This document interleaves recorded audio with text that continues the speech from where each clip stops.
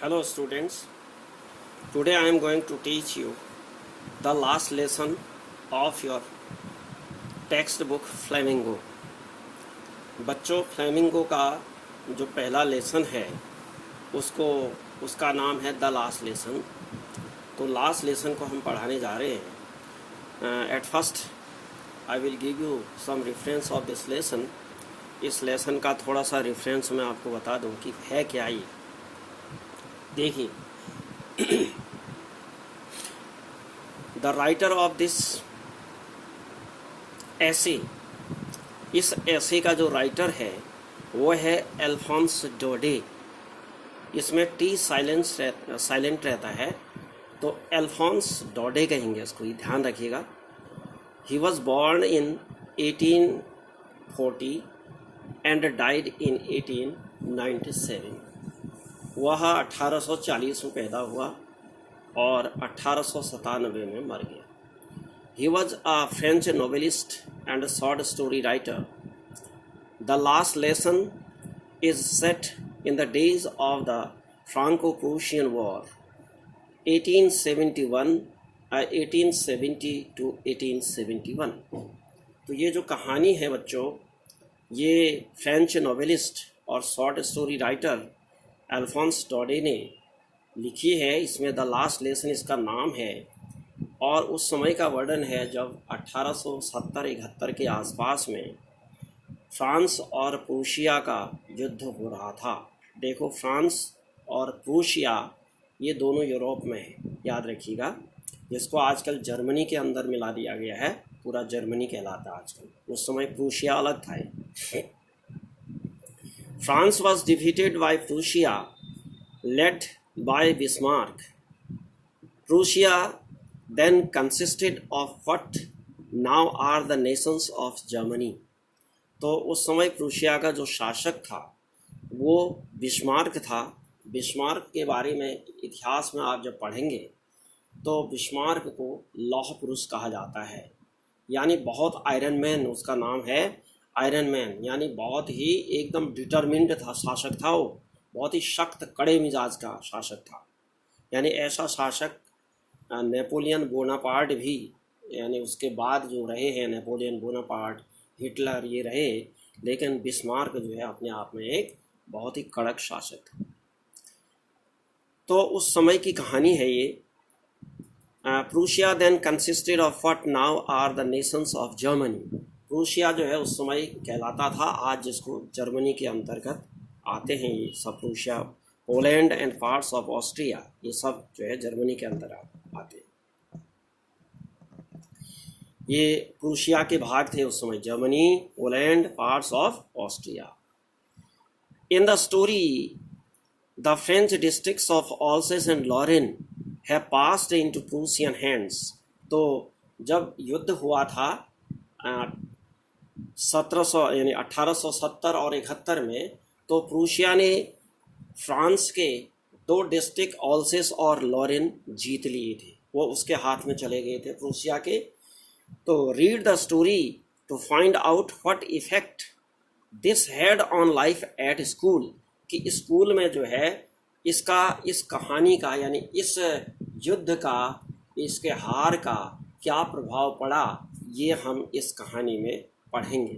थोड़ा सा मैं इसकी समरी बता दूं, हिंदी में पहले समरी इसकी बता दूं. इसको देख लीजिएगा. इस लेसन को फिर मैं पढ़ाता हूं. तो देखिए,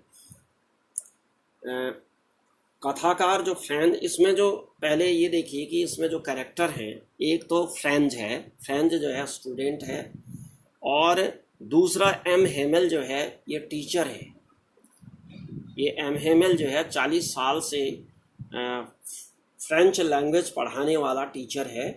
फ्रांस इसी उन ऑल्सेस और लॉरेन के प्रांतों में एक प्रांत में होता होगा, और फ्रेंच उसका स्टूडेंट है. यहाँ पर और भी स्टूडेंट होंगे, लेकिन एक फ्रेंच ही विशेष रूप से दे रखा है. और बाकी इसमें गांव वाले हैं.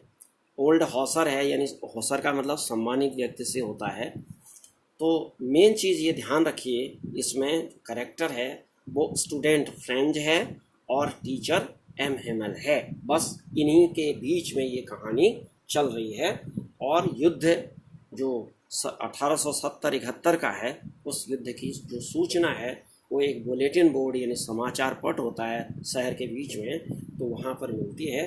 तो अब मैं थोड़ी सी इसकी समरी को बता दूं ताकि ये लेसन जब आप पढ़ें तो बहुत आसानी से समझ में आ जाएगा। इसको मैं पूरा पढ़ाऊँगा आपको।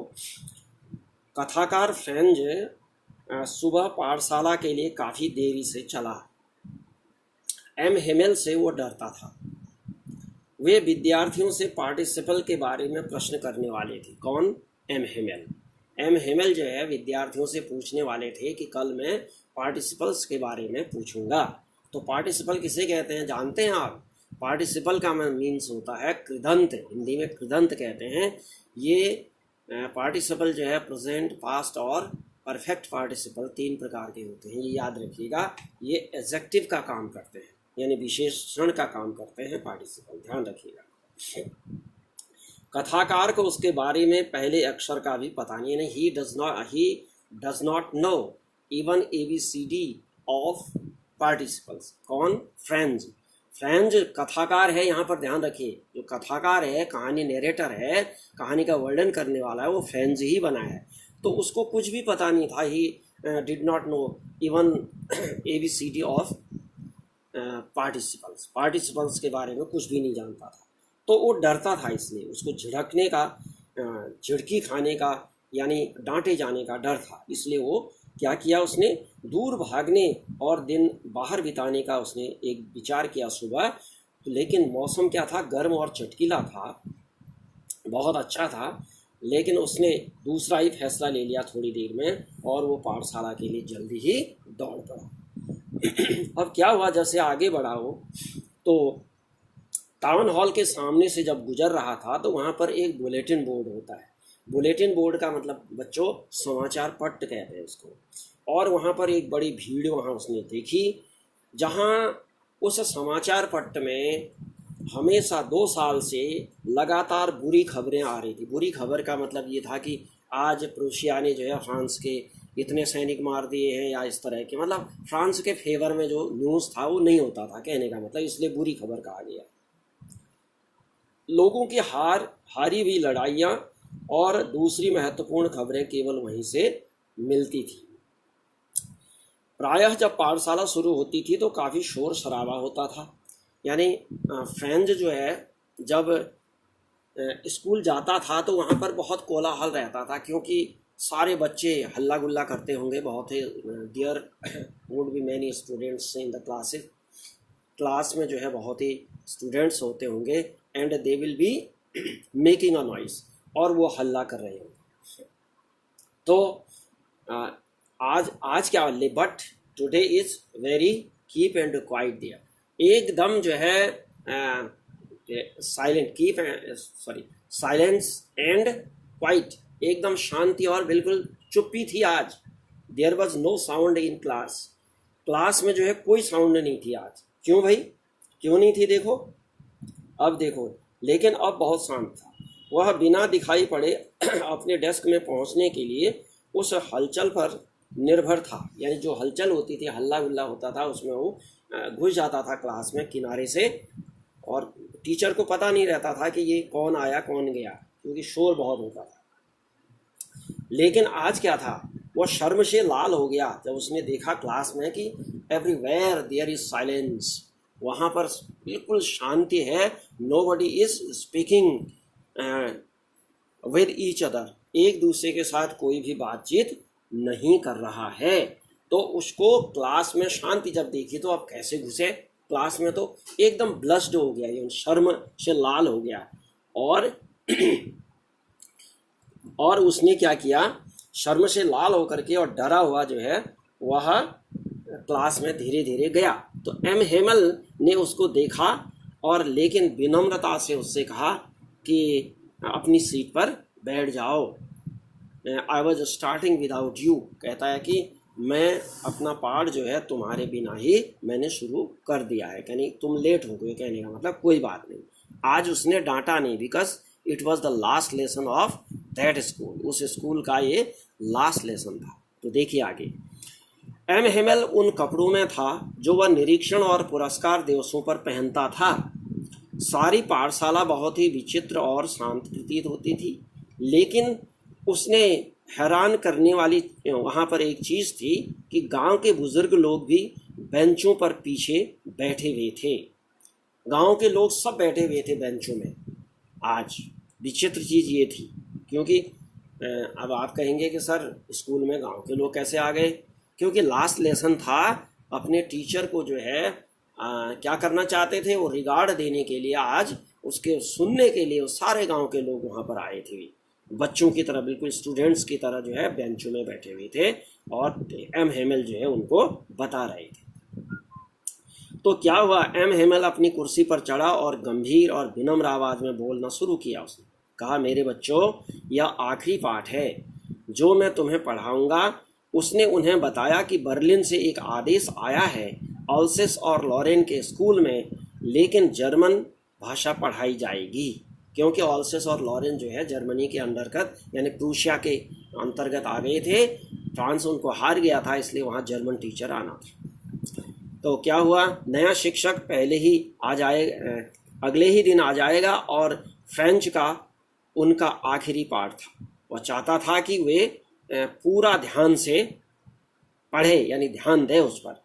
फ्रेंच भाषा के प्रति अचानक जो है प्रेम उमड़ गया सबका। देखो, कथाकार को फ्रेंच में अपने पाठों को न सीखने पर अफसोस हुआ। उसे अपनी पुस्तकें कभी भी पसंद नहीं आती थी, मतलब he did not like his books, अपनी पुस्तकें पसंद नहीं करता था वो। Even he did not like to read grammar भी पढ़ना पसंद नहीं करता था, और इतिहास ग्रामर में उसकी कोई रुचि नहीं थी। लेकिन अब उसके प्रति यानी किताबों के प्रति, ग्रामर के प्रति जो है बड़ा आकर्षण बढ़ गया था। एम हेमल को भी पसंद करने लगा था वो, जबकि एम हेमल से डरता था, और he did not like M Hemal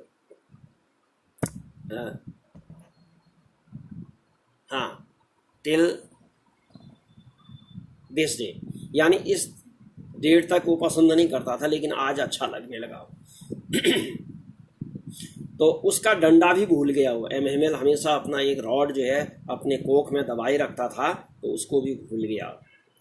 और उसके ये भी भूल गया कि वो बहुत ही इसेंट्रिक टाइप का, सनकी टाइप का, तुनक मिजाजी, जैसे एकदम गुस्सा आ जाना, एकदम खुश हो जाना, इस टाइप का। तो अध्यापक यानी उसके उस आदत को भी भूल गया था। फ्रेंच कौन है? स्टूडेंट है। एम हेमल कौन है? टीचर है, याद रखो। अब उसके सुनाने की बारी थी भाई, अब उसको पार्टिसिपल सुनाने थे आज, लेकिन वह गड़बड़ा गया और परेशान हो गया, यानी he was confused now. He did not know how to explain participles. Participle को कैसे एक्सप्लेन करें, उसे आता ही नहीं था, तो वह जो है परेशान हो गया। एम हेमल ने उसे स्कॉल्ड नहीं किया, डांटा नहीं। He did not scold him. उसने उसको डांटा नहीं। एम हेमल फ्रेंच भाषा के बारे में बोलता रहा। देखो अब क्या हुआ, एम हेमल ने चिंता जताई कि अल्सेस के लोग अक्सर फ्रेंच भाषा को कोई महत्व नहीं देते। वे अपनी देशी भाषा को सीखना टालते रहते हैं, यानी अपनी भाषा को टालते रहते थे, सीखते नहीं थे वो। फ्रेंच ही केवल एकमात्र अपराधी नहीं था, केवल फ्रेंच ही नहीं जानता ऐसी बात नहीं थी, कोई भी लोग नहीं जानते थे, सही ढंग से नहीं पढ़ते थे। उसने घोषणा की कि फ्रेंच भाषा संसार की सबसे सुंदर भाषा है, यह सबसे अधिक स्पष्ट और तर्कपूर्ण है। उन्हें इसे अपने अंदर बचा कर रखना चाहिए और उसे कभी भी नहीं भुलाना चाहिए। ऐसा प्रतीत होता था जैसे जाने से पहले एम हेमल जो है उन सबको आज जो कुछ वो जानता था उन सबको दे देना चाहता था। तो अचानक क्या हुआ, गिरजाघर की यानी चर्च की घंटी बजी, घंटा बजता 12 बजे का। तो उनकी खिड़कियों के नीचे प्रशिया माने जर्मन के सिपाहियों की तुरहियों की आवाज़ सुनाई दी। तुरही माने ट्रम्पेट्स यानी बिगुल बजने लगी, जैसे विजय की कोई ध्वनि होती है ना, तुरही बजती है, तो वो तुरही बजने लगी। किसकी? जर्मन की। एम हेमल बहुत ही पीला पड़ गया मतलब बहुत ही उदास हो गया, कहना he was very sad, he was very unhappy. तो अपनी कुर्सी पर खड़ा होगा, he stood on his chair, अपनी कुर्सी पर वो खड़ा हुआ और बोलने का उसने प्रयत्न किया। ही ट्राई टू स्पीक, बोलने का प्रयत्न किया, but something choked his throat, उसके गले को किसी चीज़ ने बंद कर दिया ना, रुद गया। जैसे कोई होता है ना कि गला रुक जाता है तो बोल नहीं पाता है, कोई रोने की मतलब दुखी उसमें होता है, तो वो बोल नहीं सका। फिर वह ब्लैक बोर्ड की ओर मुड़ा और उसने चाक का एक टुकड़ा लिया और जितना बड़ा वो लिख सकता था उसने लिखा, फ्रांस अमर रहे। उसने फ्रेंच लैंग्वेज में लिखा कि लाइव ला फ्रांस। लाइव ला फ्रांस माने होता है फ्रांस अमर रहे। वह बिना कोई एक शब्द कहे उनकी ओर अपने हाथ से उसने इशारा किया, यूं करके किया, कहा ऐसे, हाथ हिलाया, कहा जाओगा। और वो he could not speak even a word but he waived his hand, अपना हाथ उसने हिलाया और कहा जाओ, स्कूल को भंग किया जाता है और आप जा सकते हैं। This was the last lesson taught by M. Hamel in the school of Alsace and Lorraine। तो बच्चों, ये जो है कहानी का सारांश था कि ऑल्सेस और लॉरेन के स्कूल में एम हेमेल के द्वारा पढ़ाया गया लास्ट लेसन था। अब मैं इस लेसन को थोड़ा सा शुरू कर देता हूँ। ये तो आपने समरी समझ लिए होंगे आप कि इस लेसन में है क्या। अब देखिए आगे, इसको हम पढ़ा देते हैं।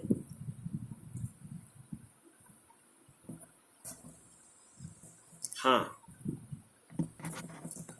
इसमें कुछ डिफिकल्ट मीनिंग्स हैं, देखिए वर्ड्स हैं। In great dread of, great dread of का मतलब होता है भयभीत, बहुत डर के साथ।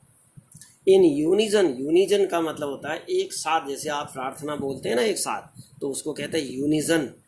इन अ यूनिजन, एक समवेत स्वर में, समवेत कहा जाता है, एक स्वर में सब एक साथ बोलेंगे। काउंटेड ऑन, काउंटेड ऑन का मतलब होता है गिनती करना। काउंटेड ऑन मतलब किसी चीज का वर्णन करना। अ ग्रेट वसल, ग्रेट वसल का मतलब होता है शोर शराबा, बहुत ही हल्ला गुल्ला। Thumbed at the edges, thumbed at the edges का मतलब होता है, थम माने हथेली, थम माने होता है हाथ, हथेली, हथेली को रखा था उसने किताब में। एज का मतलब होता है कोना, किताब के कोने को मैं हथेली रखी थी, इसलिए कहा thumbed at the ages. Reproach ourselves with, reproach का मतलब होता है निंदा करना, किसी चीज़ की निंदा करना, उसको रिप्रोच कहते हैं। अवर सेल्व्स विद यानी अपने आप की निंदा करना। तो now I am going to start this lesson, please listen to me very carefully. Put your finger on the line of this page, इस पेज के लाइन में, फर्स्ट लाइन में अपना उंगली लगाइए और ध्यान से सुनिएगा। देखिए, I started for school very late that morning and was in great dread of a scolding। मैंने स्कूल के लिए आज सुबह देर से जो है चलना शुरू किया। and was in great dread of scolding, और आज जो है डांटे जाने से मैं बहुत ही डरा हुआ था। ग्रेट ड्रेड का मतलब होता है बहुत ही डरा हुआ था। ऑफ स्कॉल्डिंग मीन्स डांटे जाने से। Specially because M Hamel had said that, विशेष रूप से क्योंकि M Hamel had said, M Hamel ने कहा था। देखो पास्ट परफेक्ट है, ये ध्यान रखिएगा। एम हेमल ने कहा था, कह चुका था, दैट ये would question us on participles, कि वह जो है क्या करेगा, यानी मैं, एम हेमल ने कहा कि मैं पार्टिसिपल पर क्वेश्चन पूछूंगा। And I did not know the first word about them, और मैं एक शब्द भी इनके बारे में नहीं जानता था। फॉर अ मोमेंट, क्षण भर के लिए, फॉर अ मोमेंट माने क्या हुआ, क्षण भर के लिए यानी थोड़ी देर के लिए। I thought of running away and spending the day out of doors, मैं भाग जाऊं और सारा दिन जो है घर से बाहर दिन व्यतीत करूं, मैंने ये सोचा। स्पेंडिंग द डे माने होता है दिन व्यतीत करना, और रनिंग अवे माने होता है भागना। इट वॉज सो वार्म, आज क्या था, बहुत गर्मी थी। सो ब्राइट, इतना चटकीला मौसम था। The birds were chirping at the edge of the woods, पक्षी जो है क्या कर रहे थे, edge of the woods, woods माने होता है जंगल, जंगल के किनारे, एज का मतलब होता है किनारे, चॉपिंग कर रहे थे, चहचहा रहे थे। And in the open field, और खुले मैदान में, बैक ऑफ द शॉमिल, शॉमिल का मतलब होता है आरा मिल, आरा मिल के पीछे, बैक का मतलब पीछे, कहाँ, इन द ओपन फील्ड माने खुले मैदान में, the Prussian soldiers were drilling, drilling का मतलब होता है परेडिंग, परेड कर रहे थे, प्रूशियन सिपाही जो है परेड कर रहे थे। It was all much more tempting, यह जो है क्या था, एकदम टेम्पटिंग था, टेम्पटिंग का मतलब अट्रैक्टिंग, लुभावने वाला, then the rule for participles, participles के नियमों को याद करने की अपेक्षा जो है ये ज़्यादा लुभावना यानी आकर्षक था परेड को देखना। But I had the strength, लेकिन मैंने शक्ति बटोरी, कहता आई हैड द स्ट्रेंथ माने मुझे शक्ति आई, क्या, टू रेजिस्ट मीन्स विरोध करने का। जो मैं सोच रहा था कि मैं बाहर बिताऊं दिन और घर से बाहर रहूं, भाग जाऊं, तो उसमें शक्ति बटोरी मैंने कि अरे नहीं, ऐसा नहीं करना, I have not to do so, मुझे ऐसा नहीं करना है। And hurried off to school, और तेजी से मैं स्कूल को भागा। When I passed the town hall there was a crowd in front of the bulletin board. जब मैं passed the town hall, past means गुजरा, कहाँ से गुजरा, टाउन हॉल से। मैंने जब टाउन हॉल को पास किया यानी टाउन हॉल से गुजरा, there was a crowd in front of the bulletin board, तो मैंने क्या देखा भाई, बुलेटिन बोर्ड के पास, यानी जो सूचना पट था, वो समाचार लिखने का पट था, उस पर was a crowd, crowd means भीड़ देखी, यानी गैदरिंग देखी, the people were gathered there, लोग वहाँ इकट्ठे हुए थे। For the last 2 years all our bad news had come from there, 2 वर्षों से, for the last 2 years means पिछले 2 वर्षों से, all our bad news had come from there, हमारी सारी जो बुरी खबरें थी वो वहीं से आ रही थी। द लॉस्ट बैटल्स, खोए हुए युद्ध यानी हारे हुए युद्ध, लॉस्ट बैटल्स मीन्स युद्ध, हारे हुए युद्ध। एंड द ड्राफ्ट, और जो भी सूचनाएं थी, ऑर्डर्स, ड्राफ्ट का मतलब यहाँ पर सूचना से मतलब है, the orders of the commanding officer, और कमांडिंग ऑफिसर के जो आदेश थे वो यहीं पर आते थे। And I thought to myself, और मैंने अपने आप से सोचा, विदाउट स्टॉपिंग, बिना रुके, what can be the matter now, अब क्या मामला हो सकता है। अब ध्यान दीजिएगा आगे। Then as I hurried by at as fast as I could go, तब मैं क्या हुआ, तेजी से, हरीड का मतलब बहुत ही तेजी से, by as fast as I could, जितनी तेजी से, गो, कुड गो का मतलब जा सकता था, आई कुड गो, जितनी तेजी से मैं भाग सकता था उतनी तेजी से मैं भागा, गया, हरीड का मतलब जल्दी से गया। द ब्लैक स्मिथ, लोहार, वॉचर, एक वॉचर है वहाँ, हु वॉज देयर, जो वहाँ थे, विद हिज अप्रेंटिस, अप्रेंटिस का मतलब होता है who is taking training under a person, किसी पर्सन के अंडर जो है कोई ट्रेनिंग लेता हुआ आदमी, उसको कहते हैं अप्रेंटिस, उसको हिंदी में कहते हैं प्रशिक्षु। रीडिंग द बुलेटिन, और क्या कर रहे थे वो, बुलेटिन को, समाचार को पढ़ रहे थे। कॉल्ड आफ्टर मी, उन्होंने मुझे पुकारा, कॉल्ड आफ्टर मी का मतलब होता है बच्चों मुझे पुकारा, ही कॉल्ड आफ्टर मी, उन्होंने मुझे पुकारा, पीछे से पुकारा, ये मतलब है। डोंट गो सो फास्ट, कहा कि इतनी तेजी से मत दौड़ो, बब का मतलब बच्चे, बच्चे इतनी तेजी से मत दौड़ो। You will get through your school in plenty of time, तुम जो है स्कूल जाने के लिए तुम्हारे पास बहुत अधिक समय है। You will get to your school in plenty of time, यानी बहुत ही ज़्यादा समय है और स्कूल जाने के लिए जो है तुम्हारे पास। I thought he was making fun of me, मैंने सोचा कि वह मेरा मजाक बना रहे हैं। And reached M Hamel's little garden all out of breath, और मैं रीच्ड मैंने पहुंचा M Hamel's little garden, M Hamel के छोटे से बगीचे में, all out of breath, all out of breath का मतलब होता है with my strength, with my full strength, यानी पूरी शक्ति के साथ, पूरी सांस हाँफते हुए कहने का मतलब। आउट ऑफ ब्रीथ का मतलब यहाँ पर होंगे पैंटिंग, हाँफते हुए पहुँचा।